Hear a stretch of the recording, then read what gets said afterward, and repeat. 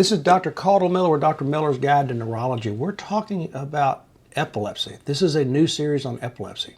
Today we're just going to very simply talk about the abolishment of the old terms for epilepsy and what the new terms are. So old terms like partial seizure, simple partial seizure, complex partial seizure with generalization, psychomotor seizure, dyscognitive seizure, grand mal seizure, infantile spasm, all those famous old terms are gone. So you're going to need to learn the new terms.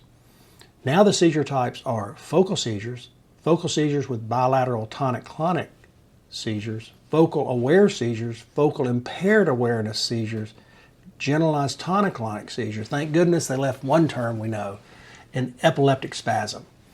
So a simple partial seizure is now a focal seizure. Now a simple partial seizure where they're aware is a focal aware seizure. So I had that patient, I mentioned in other videos, arm was jerked for 20 years, wide awake, talked to you the whole time, put him on trileptal, shockingly it went away. I would have called that a simple partial seizure. That's a focal aware seizure. Now complex partial seizure, someone with confused, disoriented, we call those focal impaired awareness seizure. Now say one of these seizures generalizes, a simple partial seizure with generalization, complex partial seizure with generalization, we call these focal to bilateral tonic-clonic seizure disorder.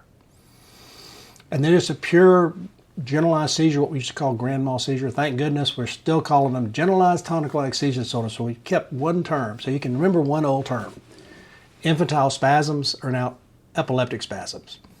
So new terminology, focal seizure, focal aware seizure, focal impaired awareness seizure. Those are subsets of focal seizures. Focal to bilateral tonic-clonic. That is what we mainly see when we say complex partial seizure with generalization. They're now focal to bilateral tonic-clonic. Generalized tonic-clonic seizures, thank goodness we got an old term we can use.